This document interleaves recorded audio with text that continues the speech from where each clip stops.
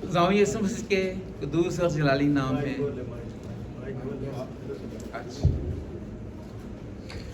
खुदावंद यीशु मसीह के कुदूस और जलाली नाम में आप सबकी सलामती चाहता हूँ। खुदावंद का शुक्र है कि आज उसने हमें मौका दिया कि सलीब पर हमारे मसीहा ने बहुत जानकनी और दुख और तकलीफ की हालत में जो अपने मुँह मुबारक से कलमात कहे, आज हम उसको बयान कर सकें ताकि उसके वसीला से हमारी ईमान की मजबूती हो और हम भी उसके दुखों में शामिल हो सकें। कलमा से पहले एक छोटी सी दुआ करते हैं। बेगैर के खालों को मालिक, तुझे आसमान की बुलंदियों पर रहता है, तेरा शुक्र करते हैं कि तू हम गुनाहगारों पर निगाह करता है, अपना फजल हम पर अंडेलता है। मैं इल्तिजा करता हूँ कि कुदूस बाप मुझे हिकमत, दनाई, अल्फाज की तरतीब, अल्फाज का ज़ख़ीरा देना। अब आप जब भी मैं तेरा कलाम पेश करूँ, तेरे मुँह की बातें बयान करूँ, तो बाप वो हम सब के लिए बाबरकत हो। मेरी छोटी सी दुआ को सुन और कबूल कर। ये सब कुछ तेरे प्यारे बेटे हमारे खुदा यीशु मसीह के नाम के वसीले से मांग लेते हैं। चूँकि सलीब पर हमारे मसीहा ने हमारे गुनाहों के कफारा दिया है, इसलिए ये कलमा कफारे का कलमा कहलाता है। चौथा कलमा, इसके लिए हम दो हवाला जात देखेंगे। पहला, मत्ती रसूल की मार्फत लिखी अंजील, उसका 27 बाब और उसकी 45 और 46वीं आयत में हम देखेंगे। किताब मुकद्दस में यूं लिखा है, और दूसरे पैर से तीसरे पैर तक तमाम मुल्क में अंधेरा छाया रहा, और तीसरे पैर के करीब यीशु ने बड़ी आवाज से चला कर कहा, एली एली लमा शबक्तनी, यानी ऐ मेरे खुदा तूने मुझे क्यों छोड़ दिया। मरकस रसूल के अंजीली बयान में एक और वाला हम देखते हैं, उसका 15 बाब उसकी 34वीं आयत, उसमें कुछ यूं लिखा है, और तीसरे पैर को यीशु बड़ी आवाज से चलाया कि अलूही अलूही लमा शबक्तनी, जिसका तर्जुमा है ऐ मेरे खुदा तूने मुझे क्यों छोड़ दिया। मेरे अज़ीज़ों, इस जो कलमे का वक्त है तकरीबन वो 2:30 बजे और से 3 बजे के दरमियान है। पहले 3 कलमात, जैसा कि आपने भी सुना, दिन की रोशनी में बोले गए, और बाकी कलमात तारीकी में बोले गए।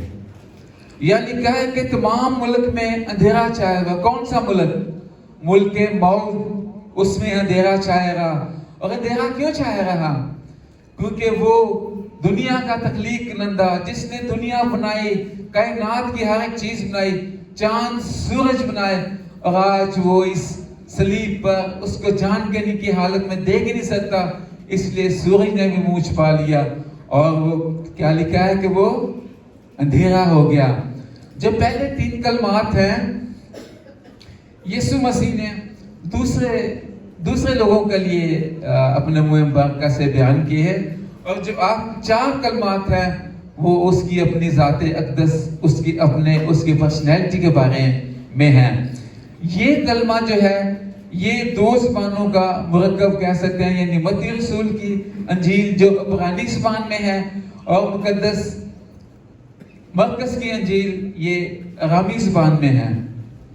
तो अगर हम मुकद्दस मत्ती रसूल के मुताबिक इस कलमे पर गौर करें, तो जो मत्ती रसूल की मार्फत बयान किया गया है, एली एली लमा शबक्तनी, इब्रानी ज़बान में एली से मुराद खुदा है, और एल से मुराद खुदा है, और एली से मुराद ऐ मेरे खुदा, और लमा से जो मुराद है वो है क्यों, और शबक्तनी से मुराद है रद्द करना, छोड़ देना, जुदा करना, तर्क कर देना।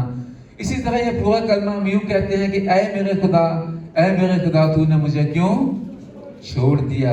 अगर मरकस रसूल के बयान को देखें तो ये अरामी ज़बान में है, क्योंकि यीशु मसीह की ज़बान भी अरामी थी। अलूही से मुराद है खुदा, और यहाँ भी लम्हा से मुराद है क्यों, और शबक्तनी से मुराद है छोड़ देना। इस तरह हम यही कह सकते हैं, इस कलमे में भी यही है कि ऐ मेरे खुदा तूने मुझे क्यों छोड़ दिया। اس کلمے میں ہم دیکھیں تو یسوع مسیح خدا سے براہ راست مخاطب ہے. اس کا شکوہ خدا کے ساتھ ہے. وہ کہتا ہے کہ تو نے مجھے کیوں چھوڑ دیا.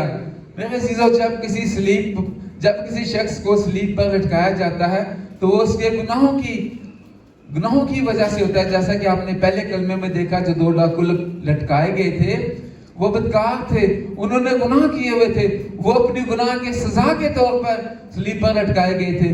لیکن میرے منجم نے تو کوئی گناہ نہیں کیا تھا. وہ کیوں لٹکائے گئے تھے؟ کہ وہ ہمارے گناہوں کا کفارہ دے رہے تھے. وہ اس لیے سلیب پر لٹکائے گئے تھے.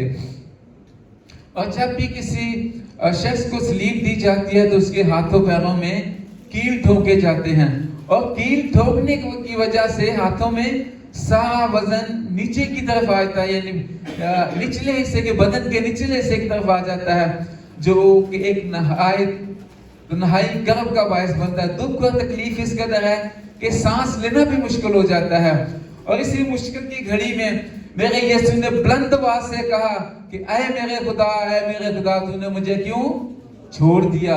اس وقت جو لوگ نیچے سامنے کھڑے ہوئے تھے انہوں نے کہا یہ ایلی کو پکارتا ہے، یہ ایلیا کو پکارتا ہے کہ ایلیا آئے اور آ کے اس کی مدد کرے. کیونکہ ایلیا اس وقت مشہور تھا کہ وہ لوگوں کا مشکل گھڑی میں مدد کیا کرتا تھا. لیکن میرے عزیزو، میرا مسیحا ایلیا کو نہیں پکار رہا تھا، وہ خدا سے براہ راست مخاطب تھا، وہ خدا کو پکار رہا تھا.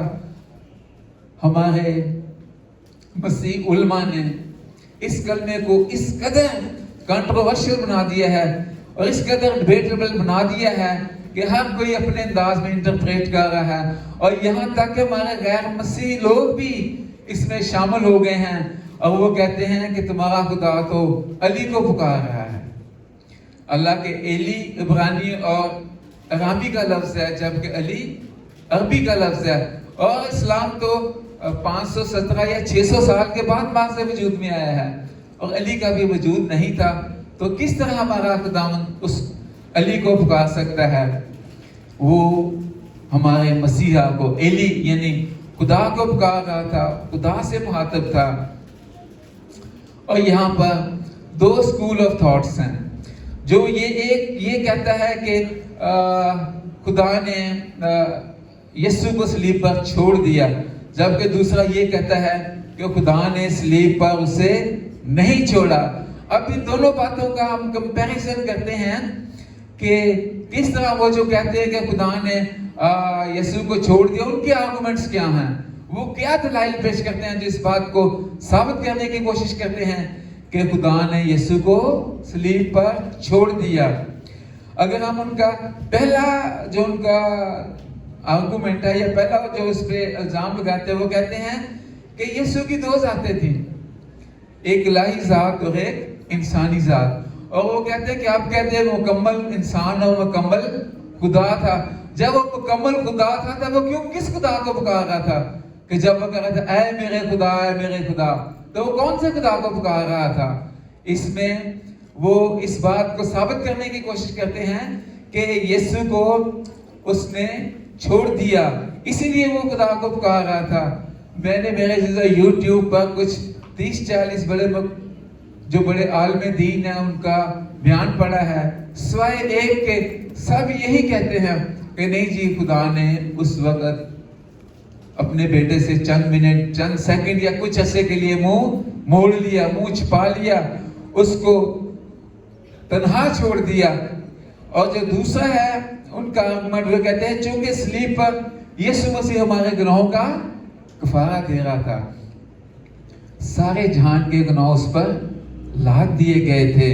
اور وہ چونکہ وہ پاک ہے اور خدا پاک ہے، خدا بدی کو دیکھ نہیں سکتا، اس لیے خدا نے چند منٹ کے لیے، چند دیر کے لیے اس نے اپنے بیٹے سے اپنا ناتا تعلق جو منقطع کر لیا. اور اس کے لیے وہ جو سہارا لیتے ہیں، وہ حبقوق اس کا پہلا باب اس کی 13ویں آیت میں کہتے ہیں کہ تیری آنکھیں پاک ہیں جو بدی کو دیکھ نہیں سکتی.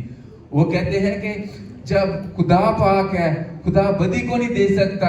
انسان جو گناہوں کی وجہ سے ناپاک ہو جاتا ہے تو ان ناپاک آنکھوں نے اس کی طرف دیکھنا گوارا نہیں کیا، اس لیے انہوں نے اس لیے خدا نے اپنے بیٹے کو چھوڑ دیا.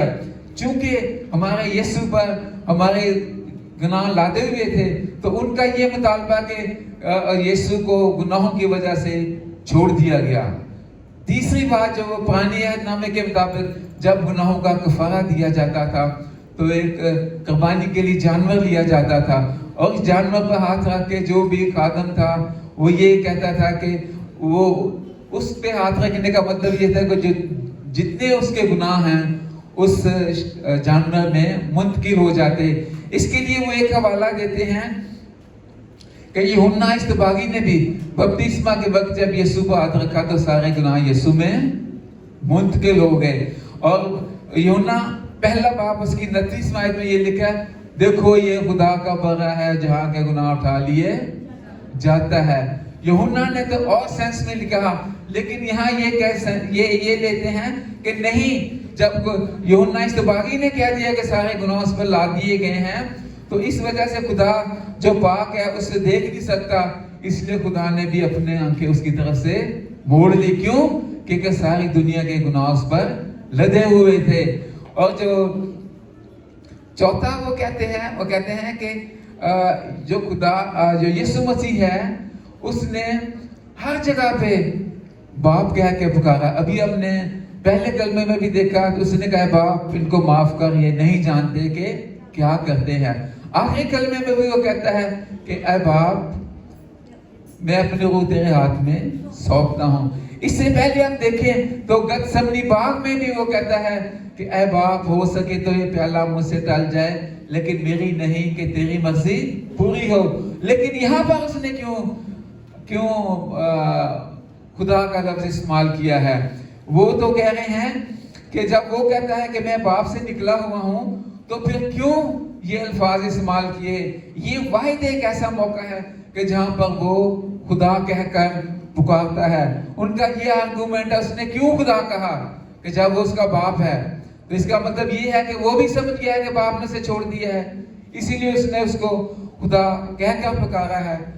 ان کے کہنے کے مطابق جو حوالہ اگر ہم نحوم کی کتاب اس کا پہلا باب اور اس کی 6 آیت میں دیکھیں تو لکھا ہے کس کو اس کے قہر کی تاب ہے کون اس کا قہر شدید برداشت کر سکتا ہے. جب آدم و حوا نے گناہ کیا اور گناہ نسل انسانی میں سرایت کر گیا اور خدا نے ان کو چھوڑ دیا. کیوں؟ ان کے گناہوں کی وجہ سے. اگر ہم نوح کے طوفان کے وقت بھی دیکھیں تو یہاں پر بھی خدا گناہوں کی وجہ سے انہیں چھوڑ دیتا ہے. اور سدوم و عمورہ میں بھی کیا ہوا تھا؟ ان کے گناہ اس قدر بڑھ گئے تھے کہ ان کو خدا نے چھوڑ دیا. یہاں اس کے بیٹے پر گناہ ہیں وہ اس لیے چھوڑ رہا ہے. اس کا عدل و انصاف یہ کہتا ہے کہ جو شخص گناہ کرے گا گناہ کی مزدوری موت ہے اس لیے اسے چھوڑ دیا جائے. اس میں اگر ہم دیکھیں تو ان کا 6 آرگومنٹ ہے یہ سایہ 54 باب اس کی 7ویں آیت میں نے ایک دم کے لیے اسے چھوڑ دیا لیکن رحمت کی فراوانی سے تجھے پھر لوں گا. 8ویں آیت میں کہتے ہیں خداوند تیرا نجات دینے والا خدا فرماتا ہے کہ قہر کی شدت میں نے ایک دم کے لیے تجھ سے منہ چھپایا. اور اس کا کیا مطلب ہے کہ ان کے جو اپنے دلائل پیش کرتے ہیں منہ چھپانے سے کیا مطلب ہے؟ منہ موڑ لینا, کسی کو رد کر دینا, اس کو چھوڑ دینا. لیکن جو بھی آپ کے سامنے آرگومنٹس رکھے گئے ہیں یہ ان لوگوں کے ہیں, ان کے نظریات ہیں, ان کے نقطہ نظر ہیں جو یہ کہتے ہیں کہ خدا نے اپنے بیٹے کو چھوڑ دیا. لیکن یہاں پر ایک اور سکول آف تھاٹ ہے جو یہ کہتا ہے کہ خدا نے اپنے بیٹے کو نہیں چھوڑا. میرے عزیزو میرا بھی نقطہ نظر یہی ہے. میں بھی ابھی ہم کتاب مقدس میں ہم دیکھنے کی کوشش کرتے ہیں جو میں نے بات کی ہے کیا اس بات میں کوئی سچائی ہے. تو ان کی جو سب سے پہلی بات وہ کہتے ہیں اے میرے خدا کیوں کہا. میرے عزیزو یہودی جب کسی بہت ہی کرب دکھ پریشانی کی حالت میں ہوتے تھے زبور 22 کا ورد کیا کرتے تھے. اور زبور 22 کی پہلی آیت بھی کیا ہے؟ اے میرے خدا تو نے مجھے کیوں چھوڑ دیا. چونکہ یسوع بھی یہودی تھا، یہودی ہونے کے ناطے اس نے اسی آیت کا ورد کیا، کیونکہ وہ سب اس وقت اسی بات کو دہراتے تھے، اپنے دکھ پریشانی غم کو کم کرنے کے لیے یسوع مسیح کی جو ہم سب جانتے ہیں کہ انتہائی دکھ اور غرب کے عالم تھا. اور ہم جیسا کہ جانتے ہیں کہ یسوع مسیح کی دو ذاتیں، ایک انسانی اور ایک الہی ذات. یسوع مسیح صلیب پر انسانی ذات میں ہونے کے ساتھ دنیا کے گناہوں کو لیے ہوئے لٹکا ہوا تھا. ہمارے گناہ سب اس پر لدے ہوئے تھے. خدا نے اپنے بیٹے سے نفرت کی ہے، بیٹے کے گناہوں سے نفرت کی ہے، بیٹے سے نفرت نہیں کی. اس نے بیٹے کو نہیں چھوڑا، چونکہ یسوع مسیح الوہیت اور بشریت کا حسین امتزاج تھا. الوہیت اور بشریت ہمیشہ کٹھی رہی. موت بشریت کو آئی، الوہیت کو موت نہیں آ سکتی تھی، کیونکہ جب لکھا ہے کہ تیسرے دن وہ مردوں میں سے جب دفن ہوا تو اس کی وہ بشری موت تھی، لیکن تیسرے دن جب وہ صلیب میں سے قبر میں سے جی اٹھا تو وہ اپنی جلالی موت کے ساتھ، جلالی صورت کے ساتھ جی اٹھا، اس کے الہی صورت میں جی اٹھا.